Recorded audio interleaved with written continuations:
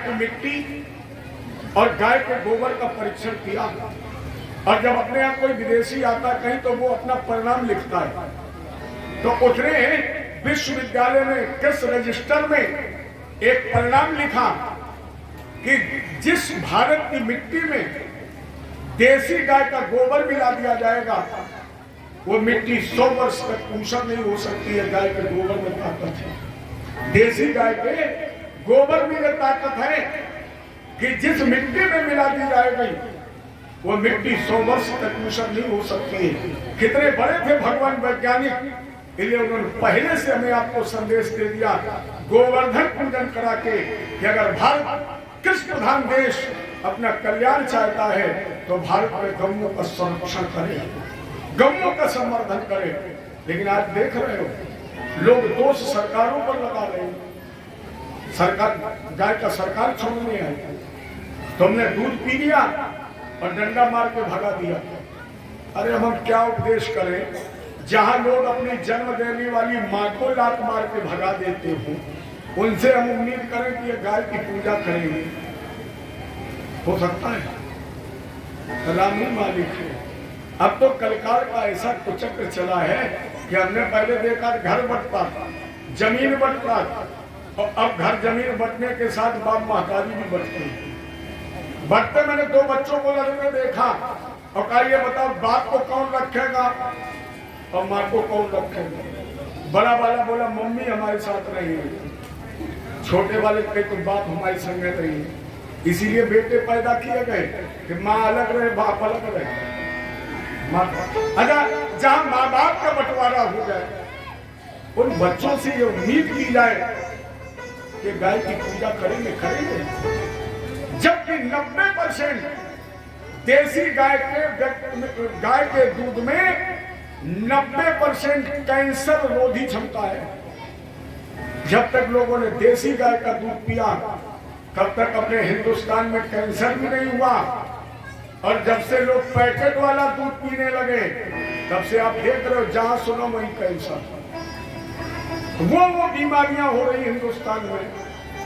और उसका दोषी कोई दूसरा नहीं है, मनुष्य स्वयं अपने शत्रु का, मनुष्य स्वयं अपने मित्र का, स्वयं अपने समाज का, स्वयं अपने भाग्य का, स्वयं अपने जन्म और मृत्यु का निर्माता है। मैं नहीं कह रहा हूं, भगवान कृष्ण ने कहा है गोवर्धन पूजा में बाबा नंद से, बाबा कर्मणा जायते जंतु कर्मणेव विलीयते सुखम दुःखम भयम क्षेमं कर्माभिबद्धते। बाबा प्राणी जन्मता भी कर्म से है और मरता भी कर्म से है। प्राणी सुख दुख हानि लाभ सब कर्म से ही तो निर्माण करता है। और बाबा भी मानस में इशारा कर रहे हैं, को न काहू सुख दुख दाता अनुजगत कर में भोग सब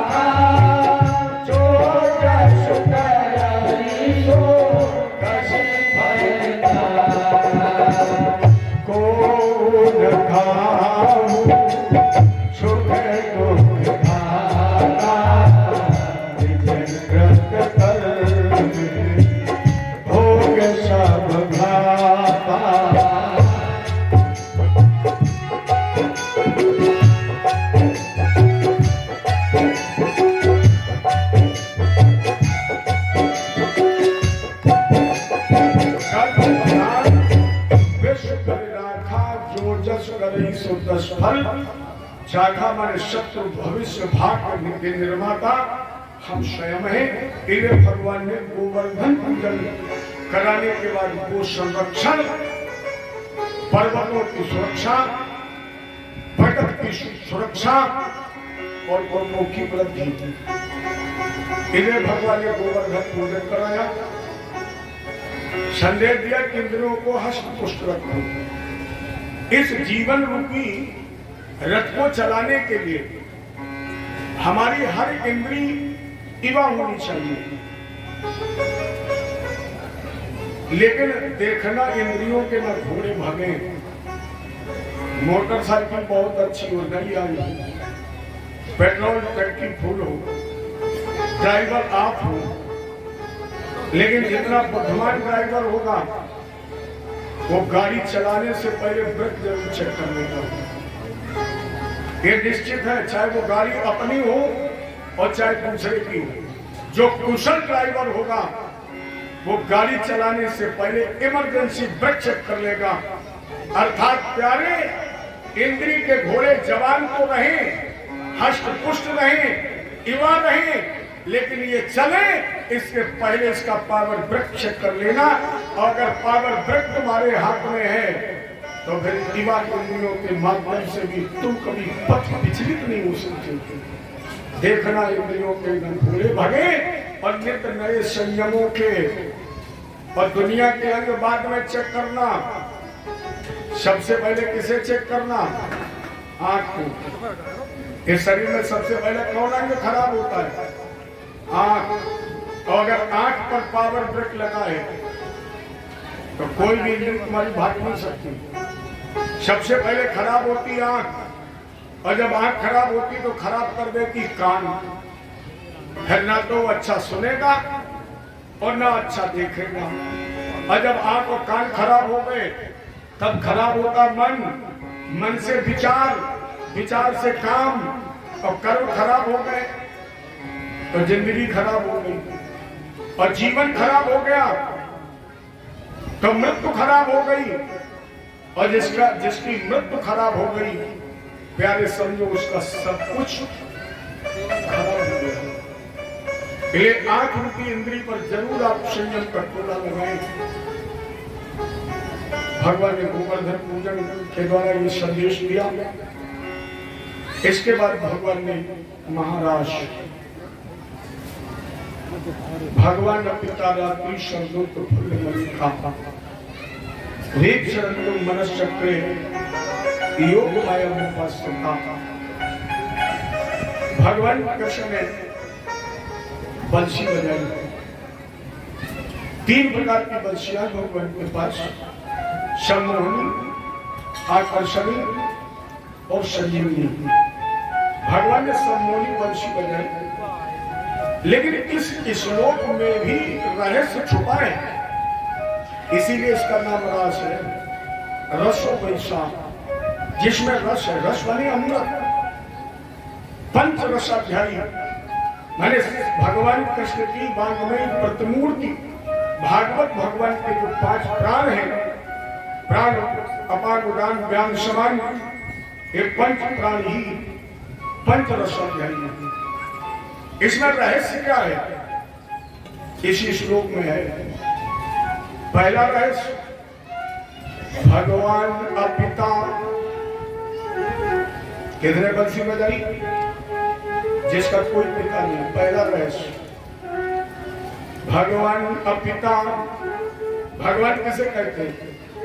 जिसके अंदर ऐश्वर्य हो, कीर्ति हो, यश हो, भक्ति हो, ज्ञान और वैराग्य हो, जिसके अंदर 6 ये लक्षण होते हैं। और ये हमें आप में नहीं है।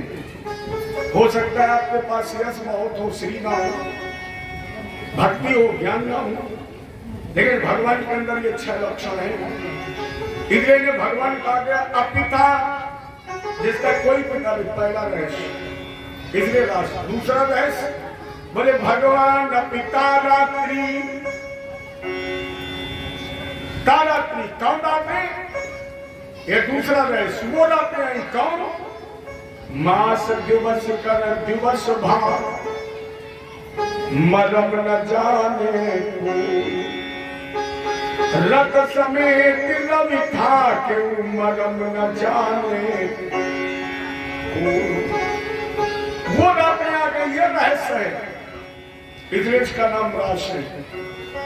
और तीसरा रहस्य और इस श्लोक में छुपा है, कृष्ण यहाँ अकेले है ही नहीं, क्योंकि श्लोक है ना भगवान अपि माने ही, भगवान भी, इसके मतलब कोई है। क्योंकि अगर कोई ना होता तो सुखदेव जी कह रहे थे भगवान ने बंसी बजाई, भगवान भी बंसी बजा रहे, इसके मतलब वहां कोई है। भी पर तभी बल डाला गया जब वहां कोई है। कौन? बोले आराधिता। कौन? अलग कर दीजिए, राधिता माने राधा जी।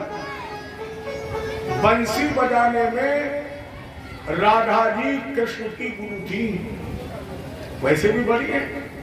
भगवान कृष्ण से राधा जी 11 महीना 15 दिन बड़ी है। और भगवान कृष्ण जब राग रागिनी से बंसी बजाते हैं और इनकी चाहत होती थी कि राधा जी आ जाए, तो ये जब मुरली बजाते थे तो एक स्वर जानबूझ के गलत लगा देती थी। अगर स्वर कोई स्वर साधना करे और वहां कोई जानकार बैठा हो तो या तो चुपचाप उठ करके चला जाएगा और नहीं तो वो टोक देगा। तो जैसे इन्होंने स्वर लगाया, एक स्वर गलत हुआ, राधा जी दौड़ करके आई और बोले अब बजाओ। और जैसे कन्हैया ने बंसी बजाई, राधा जी ने उंगली पकड़ी और बोले ये नहीं, ये स्वर लगाओ। इसलिए गुरु है तो सुखदेव ने कहा भगवान अपनी, भगवान भी बंसी बजा रहे। कब? बोले शरद शरदोत्तर फुल्लम मल्लिका।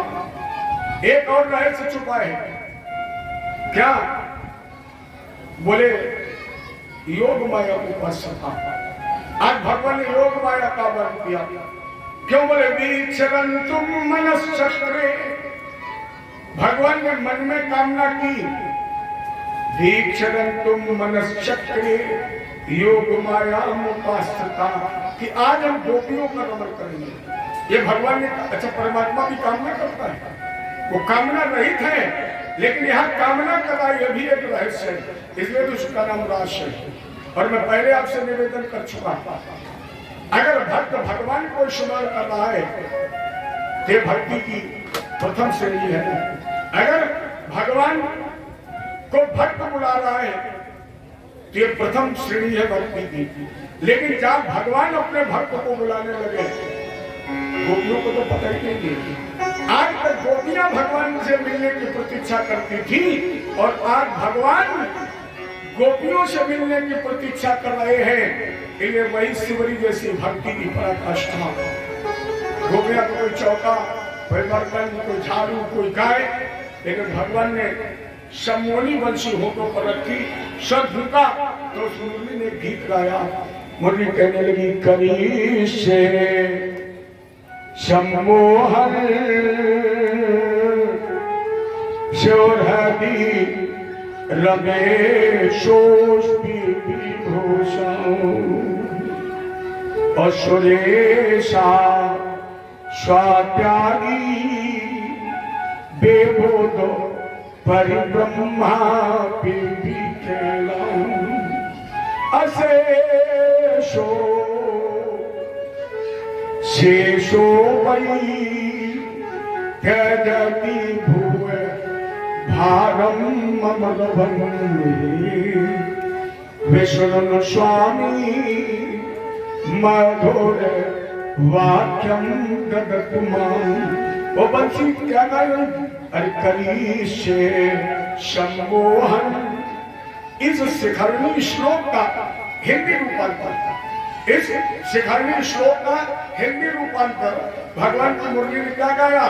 शंकर ध्यान हरो अवही और कमला पट को पुनधाम छुड़ाओ और भागे इंद्र सची तज के और ब्रह्मा को पढ़ो वेद भुलाओ फेंके शेष ब्रह्मांड को भार न गौरन की गिनती ही लाओ और कृष्ण मनाई कहे मुरली, अमन मोहन माधव बाक जो पाओ। वही लाइन यहाँ लागू हो रही, कौन मेरे श्याम ये बता दे वो कान कौन सी है, जैसे सुन के सारी दुनिया तेरे दर पे झूम। अरे भाजियों में गाई बाजी, द्वारे खोले गाई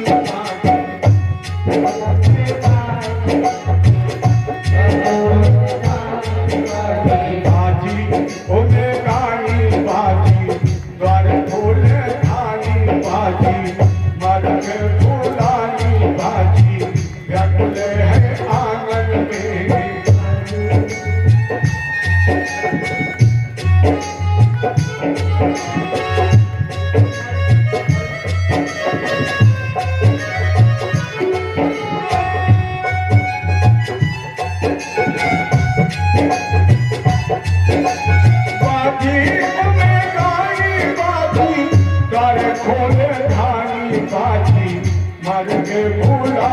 बाजी ढकल है आंगन में,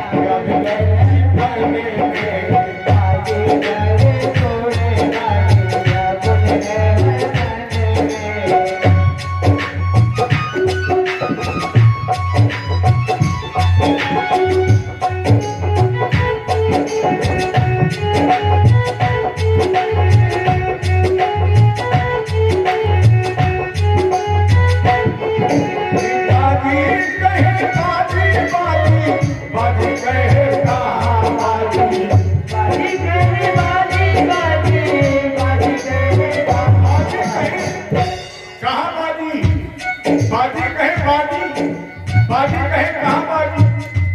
अब मेरे समझ में बाजी शब्द ही खराब है, बाजी शब्द खराब है।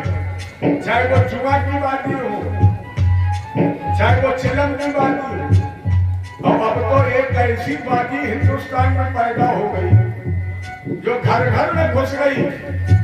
जानते हो कौन सी बाजी? रंगबाजी। भैया कहाँ पैदी चल गई रंगबाजी। बाजी कहे बाजी बाजी, बाजी कहे बाजी, बाजी कहे बांसुरी, बाजी वृंदावन में, बाजी कहे बांसुरी, बाजी वृंदावन में, बाजी कहे बाजी बाजी, बाजी कहे बाजी, बाजी कहे बांसुरी, बाजी वृंदावन में।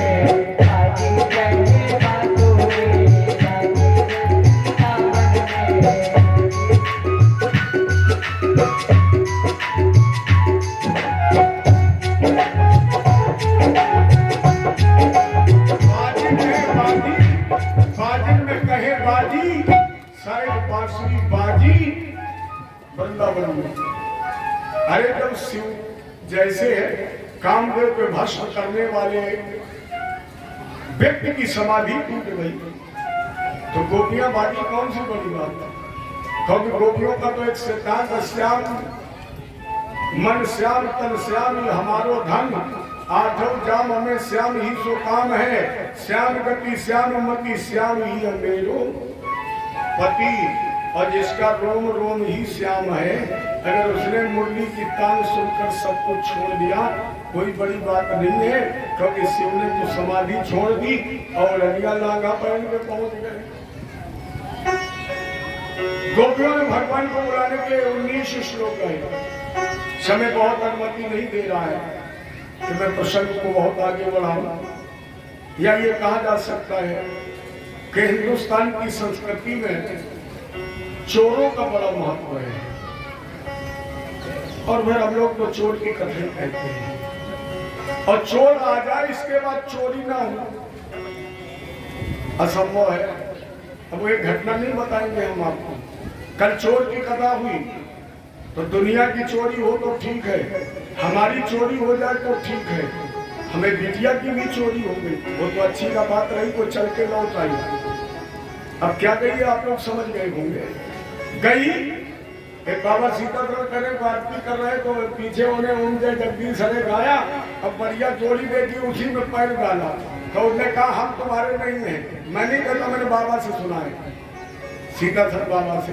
बोले उसने पैर डाला तो उसने पैर जिसमें डाला उसने बोला हम तुम्हारे नहीं हैं, लेकिन उस पैर डालने वाला बोला तुम हमारे हो ना हो लेकिन हम तुम्हारे हैं। पहना चले गए। कल भर लेकिन वो कृपा आ गई ना, मलेश बिरौधी के गांव के लोग बड़े ईमानदार हैं। ये भी एक इतिहास बन गया कि चली जाए और फिर लौट आए।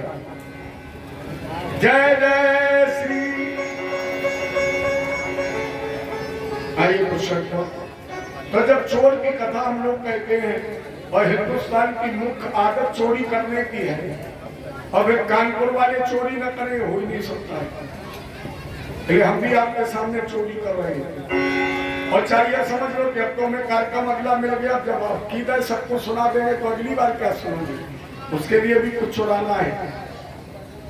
क्या ये मान लो कि टीवी पर सीरियल चलता है और जब मन ये कहता है कि 1 मिनट और चल जाए, तुरंत लिख के आ गया कल फिर इसी समय मिलना। हम भी कह रहे जो छूट जाए उसके लिए 18 जनवरी को मिलना, शेष ना देना। जय जय श्री। गोपियों ने भगवान को ढूंढने को 19 श्लोक गाए। क्यों? एक गोपी है, 9 ब्रह्म है, 9 पूर्णांक होता है, न घटता न बढ़ता। तो एक गोपी 9 ब्रह्म, और जब गोपी 9 में मिलेगी तो कितना बनेगा? 10। जैसे शून्य ब्रह्म है और एक गोपी है, लेकिन एक गोपी फिर जब शून्य में मिलेगी तब कितना बनेगा? 1। क्योंकि 1 और 0 को जोड़ के बताइए कितना बनेगा? 1। इसलिए 19 श्लोक गाए, और जब उस 19 श्लोक गाए तो गोपियां रोई, रुरुरु सुसुरम। गोपियां रोई कैसे? बोले स्वर से।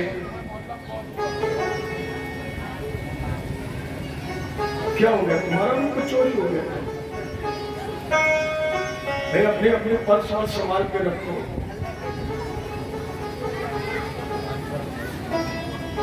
खाना को परसों हो गया और लगा कि तुम्हारी कथा में हमारी गैर कौन गई। जय जय श्री। चलिए आप दो बार नाम नहीं हुआ होगा, फिर कथा आगे बढ़ाऊंगा, क्योंकि अब तो बढ़ नहीं बढ़ रहा है, कल तक जितना बढ़ सकते हो बढ़ लो। गोविंद मेरो है।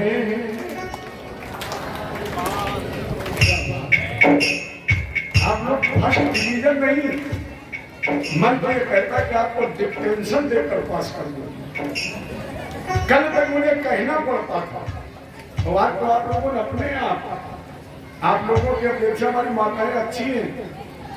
गोविंद मेरो है गोपाल, गोविंद मेरो है।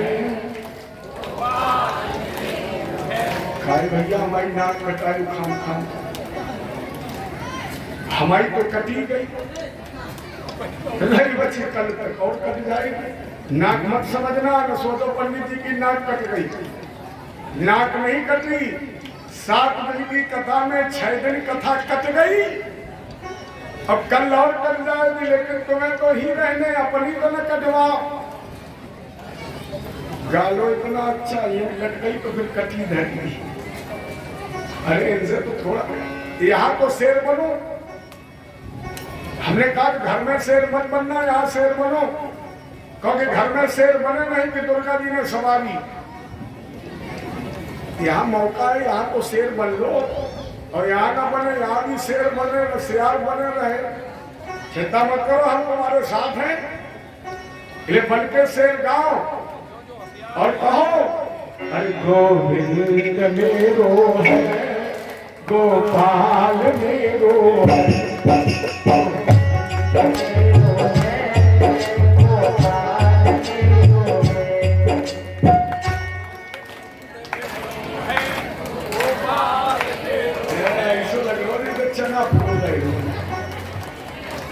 आप लोग रुक जाइए, एक मिनट जरा आप गाइए। गोविंद मेरो है, गोपाल मेरो है, भगवान। आप जरा सुनना, गोविंद।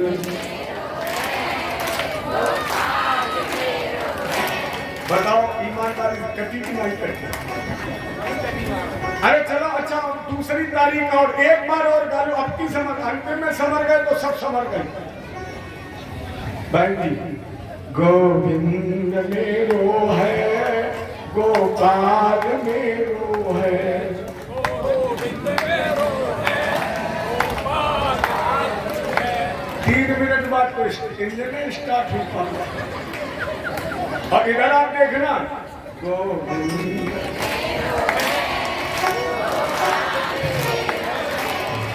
भैया हम भी आपकी पार्टी में जीती पाली को डंका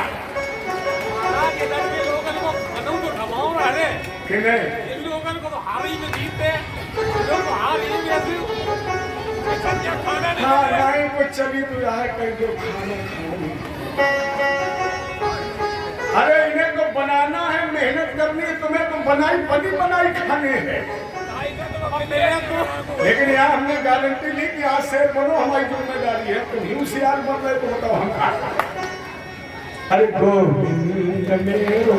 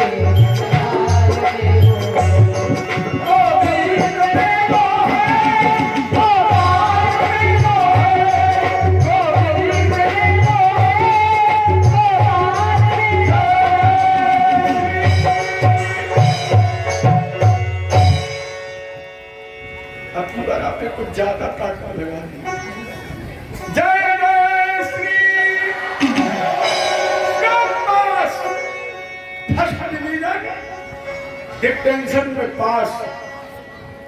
लेकिन इतना याद रखना,